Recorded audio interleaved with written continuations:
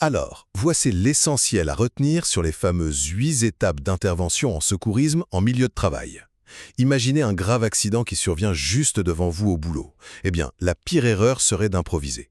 Et c'est exactement pour ça qu'on s'appuie sur une séquence stricte de 8 étapes, conçue pour garantir la sécurité de tous et assurer la survie de la victime. Premièrement, la sécurité et l'alerte. Avant même d'oser toucher la personne, vous devez absolument vérifier qu'il n'y a aucun danger pour vous-même.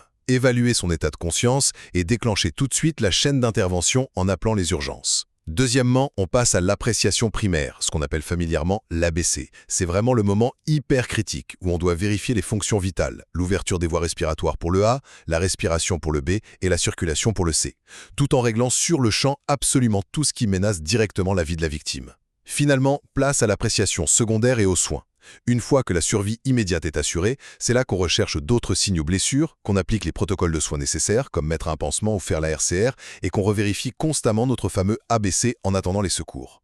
En gros, dites-vous bien que cette méthode super rigoureuse, c'est littéralement votre meilleure arme pour dompter le stress et éviter le chaos total en pleine crise. Pour plonger dans les détails fascinants de chacune de ces étapes, restez avec nous et écoutez notre épisode complet sur ce sujet qui commence à l'instant. Lors de notre dernière analyse, on s'était vraiment concentré sur l'aspect psychologique d'une intervention en secourisme, la gestion du stress intense qui vient avec. C'était une discussion nécessaire, oui. Décortiquer la réaction du cerveau, cette fameuse vision en tunnel. Exactement, l'adrénaline et tout ça. J'en suis sortie vraiment fascinée. Mais aujourd'hui, l'angle est tout autre. L'objectif, c'est de se pencher sur le côté purement technique, le côté mécanique, pragmatique de la chose. On met les mains dans le cambouis, en quelque sorte. Voilà. On va analyser de façon complète le protocole d'approche utilisé pour l'intervention. C'est détaillé en 8 étapes strictes dans le chapitre qui s'intitule simplement Intervention. Le but, en fait, c'est de comprendre comment on peut transformer une scène complètement chaotique, Et potentiellement mortel, faut le dire. oui, mortelle. Comment on transforme ça en une séquence d'actions qui sont logiques et prévisibles. C'est un changement de perspective qui est essentiel. Et du coup, pour s'assurer que cette exploration soit parfaitement ancrée dans ce qui se fait de mieux aujourd'hui, notre base de travail est exclusivement la 9e édition du manuel. Le manuel Secourisme en milieu de travail, c'est bien ça? C'est ça, l'édition publiée en 2022 par la CNEST, la Commission des normes, de l'équité, de la santé et de la sécurité du travail. Ce chapitre spécifique sur l'intervention, c'est vraiment la pierre angulaire de l'action sur le terrain. L'idée derrière ce texte, c'est d'harmoniser l'intervention citoyenne avec celle des services préhospitaliers d'urgence. On veut créer une chaîne de soins qui ne s'interrompt jamais. Peur de l'impuissance face à un accident grave. Mais ce protocole, il permet de passer du statut de simple témoin paralysé à celui de premier maillon de la chaîne de survie. C'est une carte routière. Au lieu de céder à la panique, on s'accroche à la structure. C'est vital. Parce que en situation de grand stress, la mémoire de travail humaine, elle a tendance à chuter drastiquement. Totalement. Ces 8 étapes, ce ne sont pas juste des directives médicales, ce sont des garde-fous cognitifs. L'improvisation n'a absolument aucune place ici. Le texte rappelle une réalité brutale. Le temps, l'équipement, les connaissances d'un secouriste en milieu de travail sont limités. Déroger au principe pour improviser, c'est risquer d'aggraver la situation. Bon, alors, entamons la première section. L'étape numéro 1. Avant même d'effleurer la personne au sol, il faut sécuriser les lieux et se protéger. Sur le papier, ça semble d'une évidence limpide. Mais psychologiquement, c'est super contre-intuitif. Oh que oui.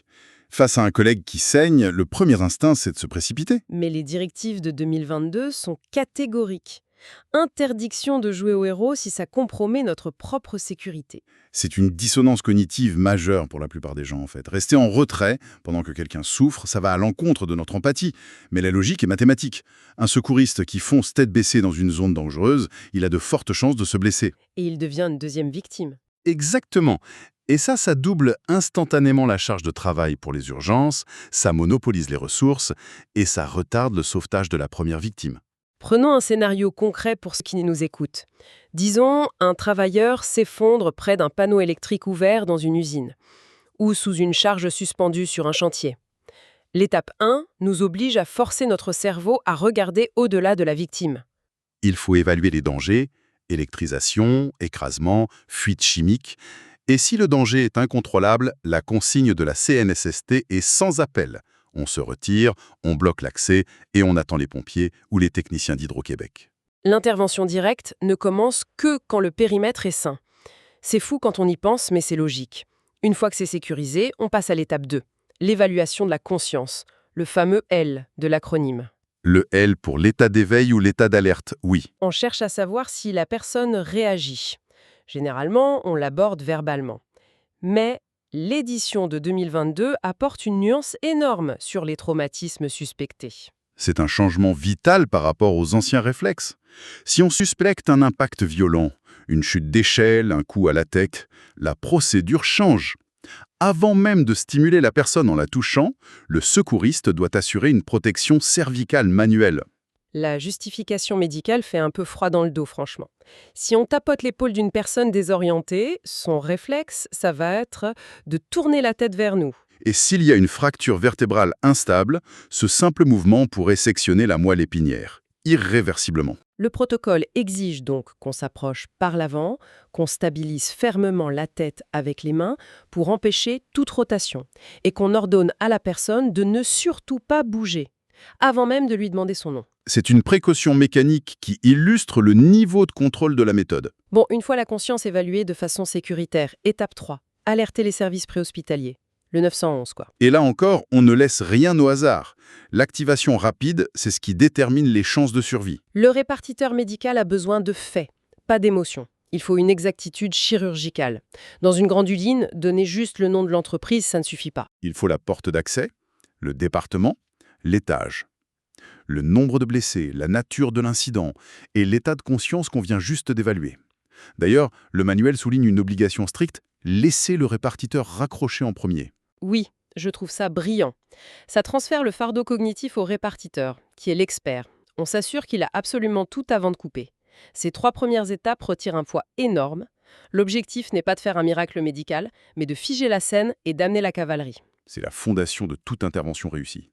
Sans ça, tout le reste s'effondre. Ce qui nous amène à la deuxième grande section, le cœur de l'urgence vitale, l'appréciation primaire, les étapes 4 et 5. L'étape 4, c'est la vérification de l'ABC. Airway, Breathing, Circulation.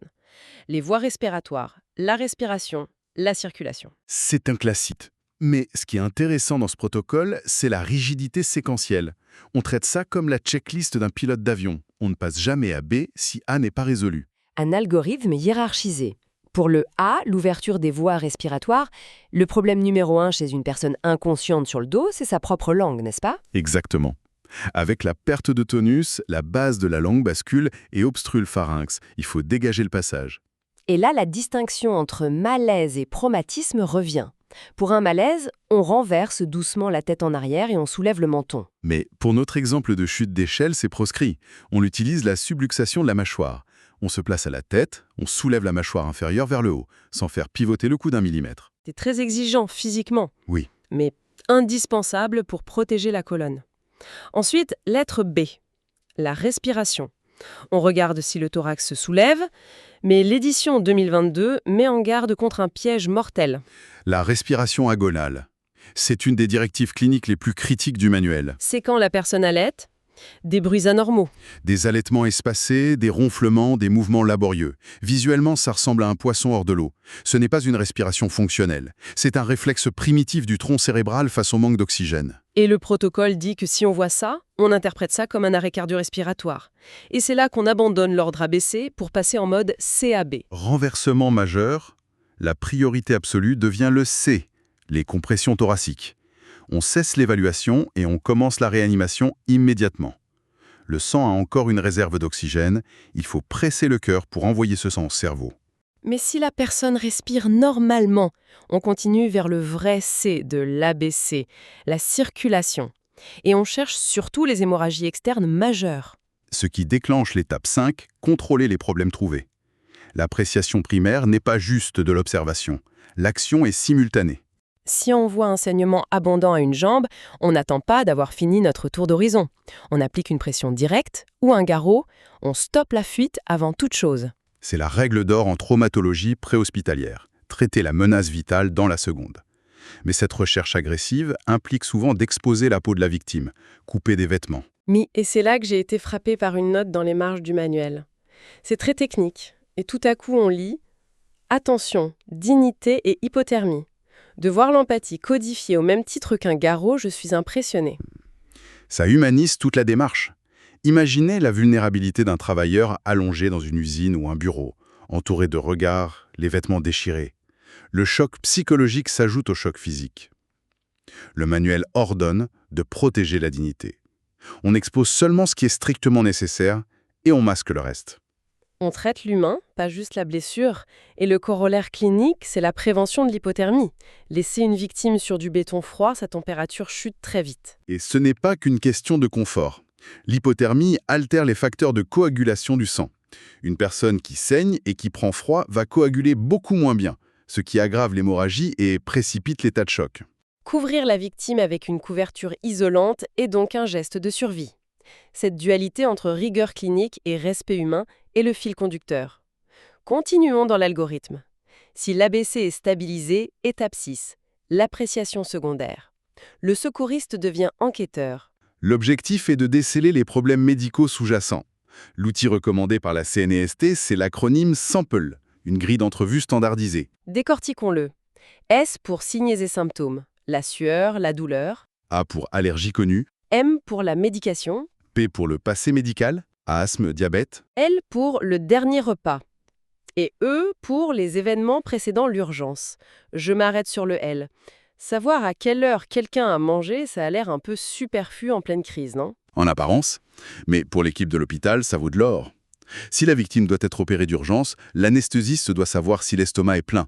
Le risque d'aspiration dans les poumons lors de l'intubation est une complication mortelle. C'est logique. Et autre exemple, une personne confuse et en sueur. Si on sait qu'elle a sauté un repas et qu'au P on a trouvé du diabète, on envisage tout de suite une hypoglycémie. Un vrai travail de détective. Pendant cette collecte sample, on prend aussi les signes vitaux pour avoir une référence. Oui, une fréquence respiratoire normale chez l'adulte, c'est entre 12 et 20 cycles par minute. Le pouce, c'est régulier entre 60 et 100 battements par minute. Tout écart indique une détresse, que les ambulanciers devront connaître. Une fois ce casse-tête assemblé, on arrive à l'étape 7. Appliquer les protocoles appropriés. C'est là qu'on se réfère au traitement spécifique du manuel. Auto-injecteur d'épinéphrine, attelle pour une fracture, rinçage d'une brûlure chimique. L'intervention devient très ciblée, grâce à l'enquête qu'on vient de faire. On ne travaille plus à l'aveugle. Mais on ne s'arrête pas là, c'est le piège. Étape 8, l'ultime étape, révérifier l'ABC. L'intervention n'est officiellement terminée que lorsque les paramédics sont là et que le transfert est fait. Parce que la physiologie humaine est dynamique. Une personne alerte à la 15e minute peut sombrer dans l'inconscience à la 20e à cause d'un saignement intracrânien lent. Il faut donc une boucle d'évaluation continue. On continue de parler à la personne, on surveille sa respiration, sa coloration. Le maintien de la vie requiert une attention de tous les instants. C'est impressionnant de voir comment ces 8 étapes transforment le chaos en action mesurable. On gère l'inhibition, on sécurise, on évalue la conscience en protégeant les cervicales, on traque les urgences avec l'ABC, on enquête avec le sample, on traite et on surveille. Ça démontre que le secourisme efficace, ce n'est pas de l'héroïsme impulsif. C'est de la méthodologie rationnelle et bienveillante. Protéger, évaluer, alerter, secourir, surveiller. Ça donne à notre empathie une structure pour être vraiment opérante. Et ça m'amène à une réflexion finale. Dans les manuels, le secouriste est le premier maillon indispensable de la chaîne. Mais dans la réalité, c'est souvent vu comme une simple obligation réglementaire, quelques volontaires avec un dossard. C'est malheureusement souvent le cas. Imaginons un changement de paradigme. Et si ces 8 étapes n'étaient plus une compétence spécialisée, mais une véritable grammaire civique fondamentale partagée par tous? Ça redéfinirait la notion même de sécurité civile. L'intervention citoyenne deviendrait la norme attendue, le premier réflexe social. Comment notre sentiment de sécurité collective évoluerait-il? Dans le métro, au travail, dans la rue. Savoir que n'importe qui autour de nous maîtrise l'ABC, le sample, la sécurisation des lieux, et si ce langage de survie devenait aussi universel et naturel que le code de la route? Je pense que c'est une question qui mérite qu'on s'y attarde pour repenser l'impact de ces connaissances au quotidien. Sur ce, merci pour cette analyse approfondie et à la prochaine. Les informations présentées dans cet épisode sont offertes à titre informatif et pédagogique seulement. Ce balado ne remplace pas une formation officielle en secourisme en milieu de travail, reconnue par les autorités compétentes. Pour obtenir une certification valide, il est essentiel de suivre un cours accrédité auprès d'un organisme reconnu. Le contenu de ces épisodes est élaboré avec soin, en s'appuyant sur les standards actuels du secourisme et produit avec l'aide d'outils d'intelligence artificielle. Malgré toute l'attention portée à l'exactitude des informations, certaines imprécisions peuvent survenir. Ce balado ne constitue pas un document officiel, reconnu par la CNESST, ni par des organisations telles que Cœur et AVC, la Croix-Rouge ou toute autre autorité réglementaire. Notre objectif est simple, vous aider à réfléchir, réviser et approfondir vos connaissances en secourisme dans un format accessible et complémentaire à votre formation. Merci d'être à l'écoute et surtout, continuez à vous former.